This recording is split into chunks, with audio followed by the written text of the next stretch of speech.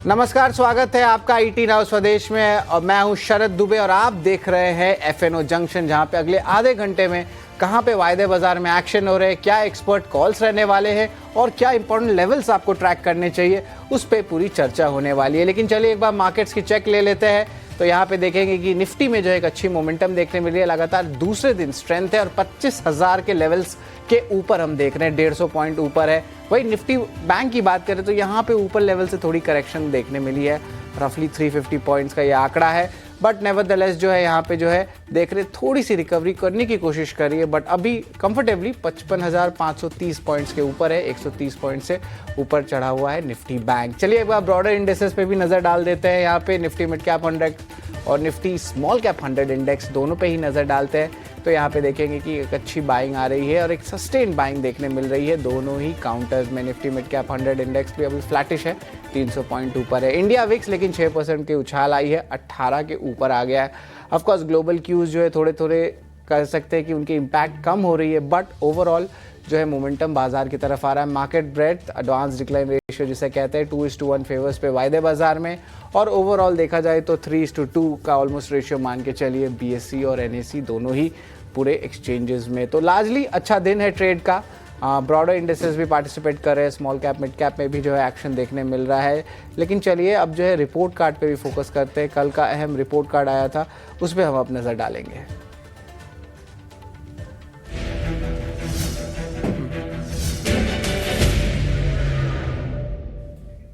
तो फ्राइडे के hit call की बात करें तो रिपोर्ट कार्ड में चंदन तापड़िया का लिस्ट में जो है आईसीआईसीआई प्रू की जो है बात करें तो यहाँ पे 2% की रिटर्न आई है।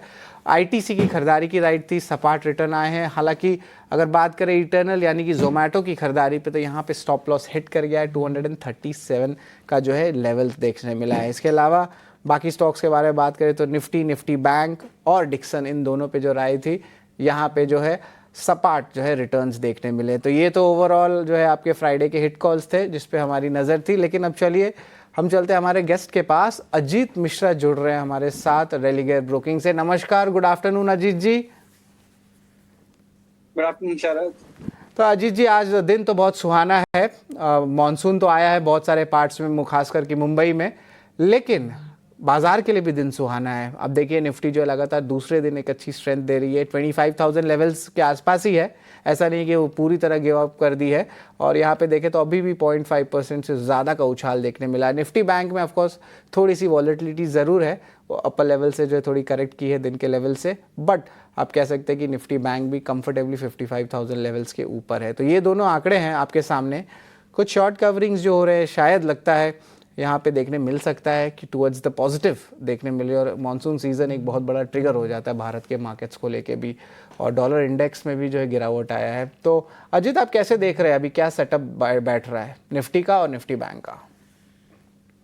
बिल्कुल चला, देखिए लास्ट वीक हमने कंसोलिडेशन का टोन देखा बाजार में। मींस काफी स्ट्रॉन्ग मूव से पहले वीक करीब 4% के गेन थे, और उसके बाद लास्ट वीक हमने देखा कि मार्केट ने वोलेटाइल स्विंग्स देखे। बट इन सबके बावजूद जो सबसे इम्पोर्टेंट सपोर्ट था हमारा शॉर्ट टर्म एवरेज का 20 EMA का, वो थर्सडे के दिन टेस्ट हुआ था करीब 24,450 के पास, और उसके बाद वहां से हम एक अच्छी रिकवरी देख रहे हैं। मींस थर्सडे के दिन वो टेस्ट हुआ, फ्राइडे के दिन रीबाउंड, आज भी उसका कंटिन्यूएशन ऑफ द मूव। तो बेसिकली जहां हम थे लास्ट वीक की शुरुआत में 25,100 के पास, उन्हीं लेवल्स के पास हम दोबारा से पहुंच रहे हैं।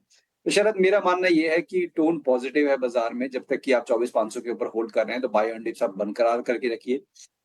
Next leg of the momentum के लिए मुझे लगता है कि 25,200 का जोन जब ये ब्रेक होगा तो करीब 25,600 तक के लेवल्स मार्केट में खुल जाएंगे। तो as of now buy on dips बरकरार करके रखिए। पहला टारगेट आपका करीब 25,200 के पास का होगा। निफ्टी में कोई भी फ्रेश ट्रेड करने के लिए बेस्ट है कि आप ऑप्शंस के थ्रू करें, कंसिडरिंग कि जिस तरीके से हम ओवरनाइट वोलेटिलिटी देख रहे हैं। तो जैसे कि अभी आपको 29 मई वाली जब मंथ एंड वाली आपको जो कॉल ऑप्शन है करीब 25,100 वाली, वो 183 के पास ट्रेड कर रही है। तो इसको आप 120 के स्टॉप लॉस के साथ बाय कर सकते हैं 280 से लेकर 300 तक के टारगेट्स के लिए। अब आते हैं बैंकिंग पे। देखिए बैंकिंग भी काफी इंपॉर्टेंट मेरे हिसाब से। अगर मैं कहूं कि निफ्टी को अगर 25,200 को ब्रेक करना है तो कौन सा सेक्टर हो सकता है जो कि उसको सपोर्ट दे, तो वो बैंकिंग फाइनेंशियल्स हो सकते हैं। एक अच्छे स्ट्रॉन्ग डायरेक्शनल मूव के बाद, अपने रिकॉर्ड हाई बनाने के बाद पिछले करीब आप महीने भर से देख रहे हैं बैंकिंग इंडेक्स को एक रेंज में ट्रेड करते हुए, जबकि अपनी शॉर्ट टर्म एवरेजेस को बहुत स्ट्रांगली होल्ड कर रहा है वो भी। तो यहाँ पे भी वही व्यू है, जब तक कि 54,600 के लेवल्स को वेट कर रहा है, होल्ड कर रहा है, तब तक पॉजिटिव बायस बरकरार रहेगा। 56,000 ब्रेक हो जाने के बाद मोमेंटम और एक्सटेंड हो सकता है करीब 57,500 तक। तो वहां पे भी बायो एंड डिप्स की रिकमेंडेशन होगी 54,600 जब तक की मेंटेन है। जी बिल्कुल अजीत, लॉन्ग बिल्डअप वाले स्टॉक्स पे अब हम नजर डालेंगे। हमारा खास सेगमेंट है लॉन्ग बिल्डअप का।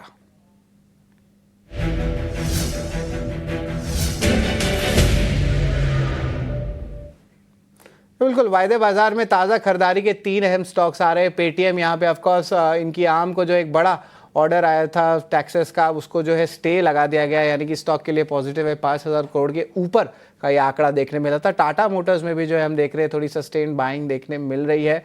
ऑफकोर्स वैल्यूएशंस उतने महंगे नहीं है, और जिस तरह जो ओवरऑल ग्लोबल डेवलपमेंट्स आ रहा है, थोड़ी सी पॉजिटिव ज़रूर टाटा मोटर्स के लिए। HPCL यहाँ पे थोड़ी सी फॉलो ऑन बाइंग देख रहे हैं। ऑफकोर्स ये मोमेंटम बनेगा कि नहीं, ये तो एक सवाल ही है।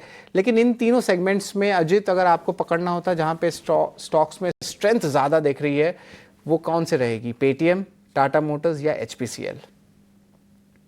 बिल्कुल, देखिए, अगर आप शरद बिल्कुल शॉर्ट टर्म की बात कर रहे हैं, तो पहला तो एक डिस्क्लोजर की टाटा मोटर्स आज भी हमने अपने क्लाइंट्स को रिकमेंड किया है शॉर्ट टर्म टारगेट करीब 756 का, 724 के स्टॉप लॉस के साथ।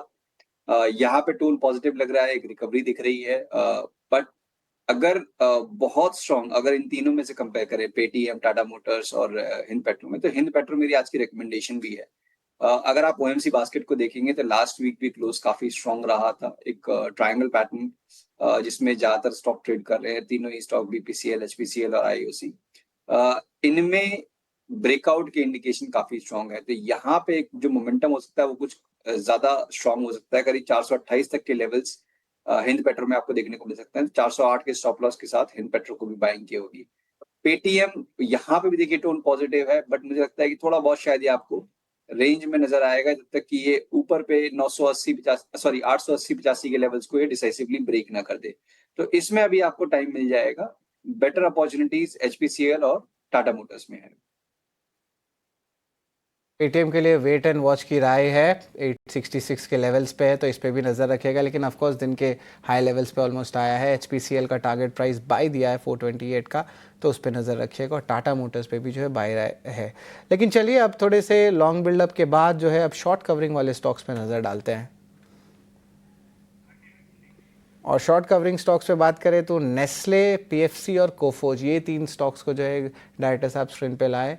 नेस्ले पे यहाँ पे थोड़ी बाइंग देखने मिल रही है। ऑफकोर्स मानसून समय के पहले आ चुका है भारत में। FMCG स्टॉक्स के लिए ये पॉजिटिव रहता है, खास करके रूरल एक्सपोजर को लेके। बट इंटरेस्टिंगली नेस्ले का नाम आ रहा है सामने। जनरली रूरल की बात करते तो इमामी में भी देखता है मूवमेंट, पर नेस्ले की देखें तो टुवर्ड्स द डेज हाई पे 2460 के लेवल्स पे है। और इसके अलावा PFC और कोफोज यहाँ पे भी जो है बाइंग देखने मिल रही है। PFC में ऑफकोर्स अर्निंग्स के बाद जो था थोड़ा सा बाइंग HNI काउंटर्स में भी देखने मिला था। तो यहाँ पे अजित क्या लगता है, नेस्ले, PFC, कोफोज कहाँ पे सबसे ज़्यादा शॉर्ट कवरिंग देखने मिलता है, और यहाँ पे कहीं पे कमाई के मौके बनते हैं कि छोड़ दें ये ट्रेड? देखिए, नेस्ले में नो डाउट काफी स्ट्रॉन्ग ट्रैक्शन देखने को मिल रहा है। और जैसे कि हम बात भी कर रहे थे कि मॉनसून के अपडेट फेवरेबल हैं, तो ऑटोमेटिकली काफी लंबी अंडर परफॉर्मेंस झेल चुके हैं FMCG एज ए सेक्टर। और यहाँ पे जो सबसे पहले अगर रिकवरी दिखा रहा है, अगर नेस्ले इंडिया, तो प्रॉब्ली उस तरह की आउट परफॉर्मेंस आने वाले टाइम में भी कंटिन्यू रहे। तो बिल्कुल शॉर्ट टर्म की अगर बात करें तो 2400 के स्टॉप लॉस के साथ यहाँ पे बने रह सकते हैं 2550 तक के टारगेट्स के लिए। PFC में कहूंगा कि अवॉइड करना चाहिए, कंसिडरिंग कि यहाँ पे अभी भी चैलेंजेस हैं शरद। बिकॉज अगर आप देखेंगे तो काफी ज्यादा टाइम से ये स्ट्रगल कर रहा है अपने मेजर एवरेजेस के पास। जोन है करीब 416 से लेकर 18 का। जब तक इन लेवल्स के ऊपर डिसाइसिवली एक क्लोज नहीं आता 1-2 दिन, तब तक मेरे हिसाब से इसमें को अवॉइड करना चाहिए। लास्टली एक बार आप नाम शेयर करेंगे शरद, तीसरा स्टॉक कौन सा था अपना? तो यहाँ पे ऑफकोर्स कोफोज के बारे में दर्शकों को बता दूं कि यहाँ पे जो है जो वैल्यूएशन है यहाँ को लेकर थोड़े से फंडामेंटली सवाल भी उठते रहते हैं। तो यहाँ पे ऑफकोर्स IT सेगमेंट तो वॉलेटाइल है ही, जिस तरह नास्डैक वॉलेटाइल रहता है। IT इंडेक्स में भी जो है थोड़ी स्ट्रेंथ आई है, 2 दिन से जो है बाइंग आ रही है। तो कोफोर्ज में लगता है कुछ फॉलो ऑन बाइंग आ रहा है, कुछ थोड़ा पिकअप आया है, डिलीवरी भी थोड़ा मूवमेंट देखने मिल रहा है। तो यहाँ पे लगभग 1.5% ऊपर है। तो अजित, यहाँ पे ट्रेंड क्या सस्टेन करेगा? 2 दिन से तो पिकअप दिख रहा है। बिल्कुल देखिए, कोफोर्ज में जैसा आपने बताया कि वॉलेटाइल है और काफी वॉलेटिलिटी ले चुका है। मतलब 8,000 से मैं देख पा रहा हूँ 5750 तक के लोज बने थे, उसके बाद एक स्ट्रॉन्ग रिकवरी।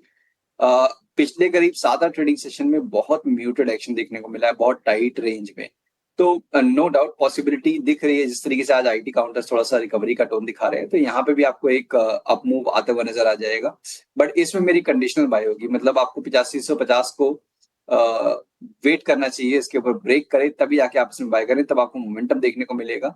और 8150 का आपका स्टॉप लॉस रहेगा, करीब 400 पॉइंट का स्टॉप लॉस, और ऊपर पे करीब 9250 9300 तक के पोजिशनल टारगेट्स। जी बिल्कुल, ये इंपॉर्टेंट लेवल्स है, इस पे भी नज़र रखिएगा। लेकिन ऑफ कोर्स आईटी से जो है डिस्कशन अजित फार्मा स्पेस में चलते हैं। चुनिंदा फार्मा शेयरों में खरीदारी आई है। कल ग्लेनमार्क फार्मा के भी रिजल्ट्स आए थे, स्ट्रॉन्ग सेट ऑफ नंबर्स भी देखने मिला था, और एक बाइंग अर्निंग्स के बाद जो है एक चर्न हो रही है, पर सेक्टर के अंदर ही चर्न देखने मिले। यहाँ पे ऑफकोर्स ग्लेनमार्क फार्मा में थोड़ी मुनाफा वसूली आ रही है, तो ये अनिवार्य है, बिकॉज यहाँ पे स्टॉक में अच्छी मोमेंटम भी हमें देखने मिली थी। बट डिविस लैब्स का शेयर जो है 4% भागा हुआ है। अब सिंजीन, डॉक्टर रेड्डीज़ और लुपिन, यहाँ पे हल्की मजबूती है। यहाँ पे देखिए एक अच्छी बाइंग देखने मिल रही है। सीडीएमओ प्लेयर्स का स्टोरी में भी स्ट्रेंथ आ रहा है, और ये बात मैं सच्ची कहूँगा कि जो डिविस लैब्स है, यहाँ पे बाहर से एक बड़ी कंपनी ने इनको ऑर्डर भी दे दिया, 650 से 700 करोड़ रुपए का एक बड़ा जो है फैक्ट्री लगाने के लिए ऑर्डर आया। तो सीडीएमओ में जो है बहुत बुलिशनेस जो है डोमेस्टिक इंस्टीट्यूशंस का भी देखने मिला, और आज देखिए 4% ऊपर है, 6450 लेवल्स के आसपास है। तो यहाँ पे इंपॉर्टेंट लेवल्स क्या बनते हैं? 6600 66,800 का एक जर्नी स्टार्ट हो सकता है। अजित, देखिए शरद, अगर मैं फार्मा स्पेस की बात करूं तो आपको बहुत मिक्स ट्रेंड नजर आएगा। अगर आप इंडेक्स को भी देखेंगे तो कुछ खास आपको क्लूज मिलेंगे नहीं, बिकॉज एक ब्रॉडर एक रेंज में ही अभी आपको फंसा हुआ नजर आएगा। तो किसी एक सेक्टर में जहां पे कि रिलेटिवली अंडर परफॉर्मेंस है, तो वहां पे आपको डेफिनेटली अगर आप कोई बाइंग बेट देख रहे हैं तो जिसका टॉप परफॉर्मिंग नाम है उसी पे आपको फोकस करना चाहिए, और जिसमें डिविस लैब टॉप करता है लिस्ट को। हाल फिलहाल में करीब 3-4 महीने का जो कंसोलिडेशन था अपने रिकॉर्ड हाइस पे, उसने उसको ब्रेक करके वहां से कंटिन्यूशन ऑफ मूव दिख रहा है। तो डेफिनेटली यहाँ पे आउट परफॉर्मेंस आने वाले टाइम में भी कंटिन्यू होते हुए नजर आ सकती है। मेरे हिसाब से अभी बिल्कुल नियर टर्म का अगर मैं बात करूं तो करीब 6450 का जोन है, वो इसका अभी की इमीडिएट बेस बन गया करीब 300 पॉइंट्स नीचे, और ऊपर पे क्योंकि रिकॉर्ड हाई पे है तो अपसाइड आपका ओपन है। But basis the risk to reward करीब 7200 7300 तक के पोजीशन टारगेट्स के लिए डिविस को आप लॉन्ग कर सकते हैं। जी बिल्कुल, इस पे जो है नज़र रखिएगा, डिविस लैब्स पे इंपॉर्टेंट लेवल्स अजित बताते हुए। लेकिन एक छोटा सा ब्रेक लेंगे, ब्रेक के आगे जो बाकी एफएनओ ट्रेड कॉल्स है और कहाँ पे कमाई के मौके बनते हैं वो मैं लेके आऊँगा आपके लिए।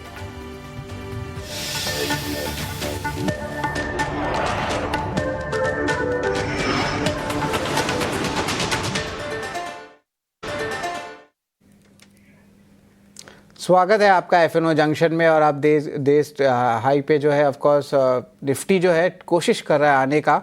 यहाँ पे अभी भी जो है पॉजिटिव बायस बना हुआ है, 24,993 के लेवल्स पे है, तो इस पर नज़र ज़रूर रखेंगे। लेकिन अब जो है नज़र डालते हैं बालकृष्ण इंडस्ट्रीज़ पे। हमने सुबह ही आपको बता दिया था कि स्टॉक में जो एक नेगेटिव रिएक्शन देखने मिल सकता है, लेकिन इसकी पूरी डिटेल्स क्या है? इस टायर कंपनी में करीब 7% की गिरावट आई है। शेयर पर दबाव किन वजह से है, बता रहे मेरे सहयोगी अभिषेक सत्यव्रतम। बालकृष्ण इंडस्ट्रीज की गिरावट के पीछे मुख्यतः 2 ट्रिगर हैं। पहला तो ये कि नतीजे थोड़े से कमजोर साइड पर आए हैं, खासतौर से अगर हम प्रॉफिट्स की बात करें तो स्टैंडअलोन जो मुनाफा उसमें 25% की गिरावट आई है, और ये 362 करोड़ रुपए पर आ गया है। दरअसल कंपनी का कहना है कि इनपुट कॉस्ट ऊंचा है, फाइनेंस कॉस्ट ज़्यादा रही है, एम्प्लॉय कॉस्ट ज़्यादा रही है, उसके चलते इनके प्रॉफिट पर असर पड़ा है। और हालांकि अगर हम सेल्स वॉल्यूम की बात करें तो वो भी सपाट रही है। चौथी तिमाही में 82,062 टन पर इनकी सेल्स वॉल्यूम रही है। लेकिन इससे जो बड़ी चिंता ये है कि कंपनी कुछ नए सेगमेंट में डाइवर्सिफाई करने जा रही है, और उसको लेकर ब्रोकरेज जो है चिंता है, और कंपनी के शेयर को उन्होंने डाउनग्रेड भी किया है। नोमुरा और नुवामा 2 ब्रोकरेज हाउसेज उन्होंने डाउनग्रेड किया है। अच्छा, कंपनी ये विस्तार क्या करने जा रही है, इसको थोड़ा सा समझ लीजिए आप। देखिए, टायर में मुख्यतः 3 सेगमेंट होते हैं। एक तो टीबीआर और पीसीआर होता है। टीबीआर यानी कि ट्रक बस रेडियल, और पीसीआर यानी कि पैसेंजर कार रेडियल। और तीसरा जो सेगमेंट है वो है of the road OTR segment है, जिसमें कि बालकृष्ण इंडस्ट्रीज का दबदबा है।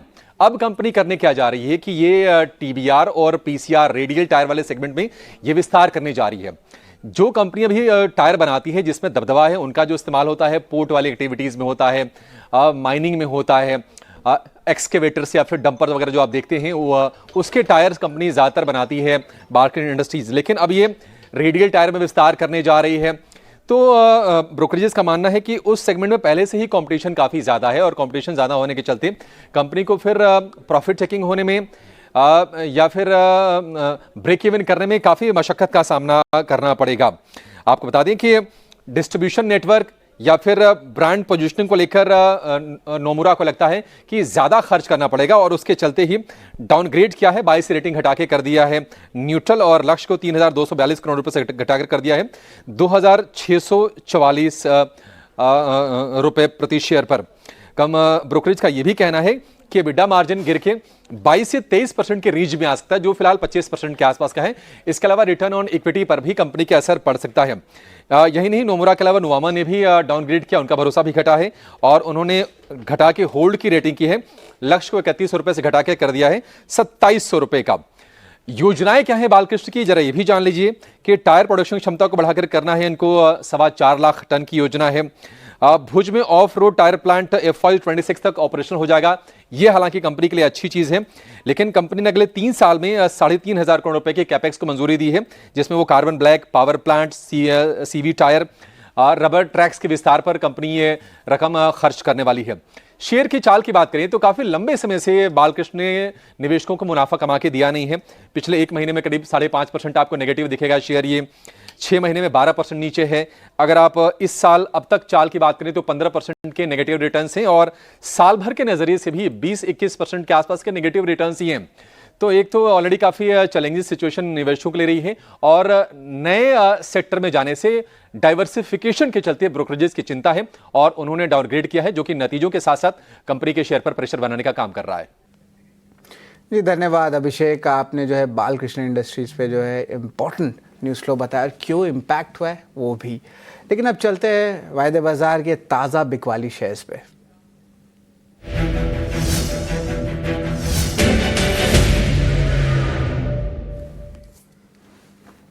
ताज़ा बिकवाली वाले शेयर्स में 3 नाम आ रहे हैं सामने और ऑफकोर्स थोड़ा देर पहले हमने बालकृष्ण इंडस्ट्रीज को भी डिस्कस किया था। स्टॉक 6% डाउन है, थोड़ी रिकवरी करने की कोशिश कर रही है, जिस तरह गैप डाउन ओपनिंग देखने मिला था। इंडस टावर्स में भी जो है हमें देखने मिल रही है सेलिंग आ रही है, स्टॉक जो है 1.5% से ज़्यादा का गिरावट आया है। वही रियल्टी स्पेस है, साउथ की कंपनी प्रेस्टीज एस्टेट्स में भी देखे तो सेलिंग प्रेशर आ रहा है। सबसे पहले तो बालकृष्ण इंडस्ट्रीज पे अलग से मैं राय लेना चाहता हूँ। फ्रेश जो है शॉर्ट्स देखने मिल रहे हैं यहाँ पे, इंपॉर्टेंट लेवल्स जो है 2500 का जो है ब्रेक हो गया है और थोड़ी सी बाइंग ज़रूर आ रही है कि डोमेस्टिक सपोर्ट जो इंस्टीट्यूशन का जो है हमें देखने मिल रहा है। मेरी ब्रोकर से बात हो रही है तो पता चल रहा है, बट ओवरऑल ट्रेंड तो डाउन का ही दिख रहा है बालकृष्ण इंडस्ट्रीज़ का। और ऑफकोर्स स्ट्रीट को 2 सवाल उठ रहे हैं। अर्निंग्स चलिए मिले जुले थे, लेकिन 2 सवाल उठ रहे हैं कि एक तो एक बड़ा निवेश हो रहा है तो कंपनी के बैलेंस शीट में प्रेशर रहेगा, और दूसरा जो बिजनेस में जा रहे हैं उसका जो मार्जिन प्रोफाइल है उनका एवरेज मार्जिन प्रोफाइल से बहुत कम है। तो अब बाजार थोड़ी सी स्पूक ज़रूर है।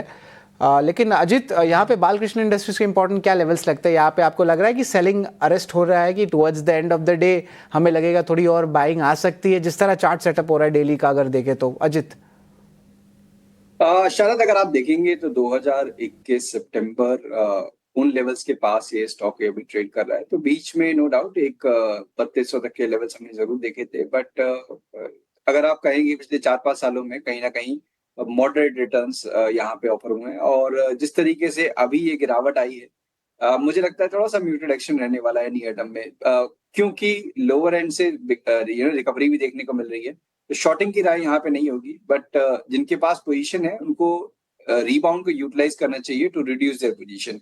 मीन 2600-2650 का जोन है मेरे हिसाब से, वहां पे काफी ज्यादा रेजिस्टेंस ये फेस कर सकता है स्टॉक। तो नियर टर्म में अपसाइड मुझे कैप लगता है उन लेवल्स के पास। डेफिनेटली आपको कंसीडर करना चाहिए अपने पोजीशन को एग्जिट करने का या प्रॉफिट बुक करने का, अगर आज आपने बाय किया है तो। वहीं पे इंडस टावर की अगर बात करते हैं, वहां पे मुझे लग रहा है थोड़ा सा प्रेशर अभी और थोड़ा सा कंटिन्यू, थोड़ा प्रॉफिट टेकिंग और एक्सटेंड हो सकती है। 375-77 का जोन है, यहीं पे एक बेसिकली प्रीवियस स्विंग लो बना था, ये ब्रेक हुआ था, करीब 367 तक के लेवल्स पॉसिबल हैं। तो यहाँ पे भी मेरी रिकमेंडेशन होगी शॉर्ट की नहीं, जिनके पास पोजीशन है एक बार प्रॉफिट जरूर बुक कर लीजिए और sit on the side lines, because यहाँ पे भी डाउन साइड मुझे ज्यादा मेजर नहीं लग रहा है। तो एक डिप के अराउंड पे फिर आपको दोबारा से बाइंग अपॉर्चुनिटी मिल सकती है करीब 365 के पास। कुल्ला और इंडस स्टार में ये चीज़ भी दर्शकों को मैं बता देता हूँ कि यहाँ पे एक फ्री कैश फ्लो का भी प्ले है, डिविडेंड यील्ड वाला प्ले है, और जो वोडाफोन आइडिया से डेट रिड्यूस हो रहा है तो उसके कारण भी जो है री रेटिंग हो रही है। तो इंडस टावर्स पे नज़र ज़रूर रखिएगा फंडामेंटली भी। लेकिन अजीत, आपके क्या कॉल्स रहेंगे ज़रा बताएं। बिल्कुल, देखिए शो की शुरुआत में हमने बात की थी कि ओएमसी पैक मुझे काफी अच्छा लग रहा है, जिसमें कि हिंद पेट्रो की हमने बात की थी कि 428 तक के टारगेट्स, 408 का स्टॉप लॉस, तो डेफिनेटली उसको आप कंसिडर कर सकते हैं। साथ ही साथ बैंकिंग में शरद, मेरा व्यू ये है कि अगर मार्केट को 25-200 के ऊपर जाना है तो बैंकिंग का पार्टिसिपेशन जरूर होना चाहिए। तो प्राइवेट बैंकिंग में अच्छा कर रहे हैं, पीएसयूज में भी रिकवरी है। एसबीआई काफी टाइम से साइडलाइंस पे बैठा हुआ है, मुझे लगता है कि अब नेक्स्ट लेग में एसबीआई से एक अच्छा मूव एंटिसिपेटेड है, जो कि स्टॉक करीब 825 तक के लेवल तक ले जा सकता है। तो यहाँ पे 780 के स्टॉप लॉस के साथ एसबीआई को भी बाई की रिकमेंडेशन होगी। जी बिल्कुल। एक बार लॉन्ग अनवाइंडिंग वाले स्टॉक्स को भी जो एक बार नज़र में डालते हैं। यहाँ पे कुछ स्टॉक्स आ रहे हैं जैसे कि रामको सीमेंट। यहाँ पे आपको सीमेंट स्पेस पे थोड़े सवाल उठ रहे हैं। मॉनसून पहले आ गया है, क्या प्राइसिंग पावर रहेगा, कंस्ट्रक्शन एक्टिविटीज़ कम हो जाएंगे तो सीमेंट के डिमांड में जो है थोड़ी इशू आ सकती है, या रोल बैक हो सकता है प्राइसिंग का। ये तो धीरे धीरे करके चैनल चेक से हम बताएंगे, लेकिन इनिशियली क्या होगा मैं आपको पहले ही बता दे रहा हूँ। एंजल वन में भी जो है थोड़ी देख रहे हैं लॉन्ग अनवाइंडिंग हो रही है, तो ज़्यादा मूवमेंट नहीं देखने को मिल रहा है। और एमजीएल में भी जो है ऑलमोस्ट 0.5% का गिरावट है।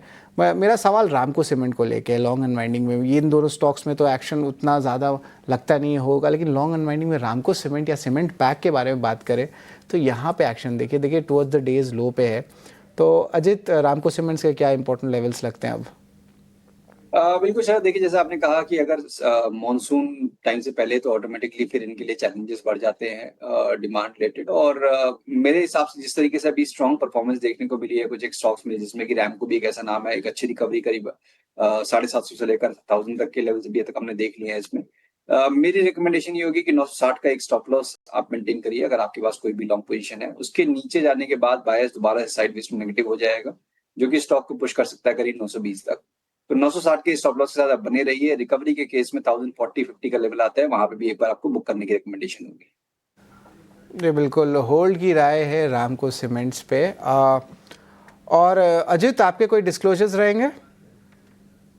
शुक्रिया शरद। तो देखिए जो भी स्टॉक्स हमने डिस्कस किए हैं, पर्सनली से कोई भी स्टॉक में होल्ड नहीं करता हूं, बट हमारे क्लाइंट्स के पास पोजीशंस हो सकती हैं। एक बार अजीत के कॉल्स को रिवाइज कर लेते हैं। लॉन्ग अनवाइंडिंग में रामको सीमेंट पे भी एक बार नज़र डालते हैं। तो यहाँ पे लॉन्ग अनवाइंडिंग में अजीत के जो है राय क्या थी उस पर भी नज़र डालेंगे। वेट एंड होल्ड का था। फ्रेश शॉट्स के बारे में भी बात करें तो बालकृष्ण इंडस्ट्रीज़ पे भी जो राय है वो हम नज़र डालते हैं। तो यहाँ पे जो है सेल ऑन राइज की जो है आप कह सकते हैं थोड़ा सा जो स्टेटमेंट देखने मिला था। नेस्ले इंडिया में जो है बाई की रेटिंग है, एफएमसीजी में जिस तरह बाइंग देखने मिल रहा है, वही एचपीसीएल ओएमसीज जो है अजीत के फेवरेट है। टारगेट 428 रुपये का, स्टॉप लॉस 408 रुपये का। तो ये जो थे इंपॉर्टेंट कॉल्स थे अजीत सर के, बहुत स्ट्रॉन्ग कॉल्स है और बहुत प्रॉफिटेबल ट्रेड्स भी जो है आते हैं अजीत सर से। धन्यवाद अजीत, आप जुड़े हमारे साथ एफएनओ जंक्शन में। लेकिन आज के लिए बस इतना ही एफएनओ में। लेकिन जो है हमारी बातचीत जो है बाजार के साथ और कमाई के मौके वो सब चलते रहेंगे ET Now स्वदेश पे।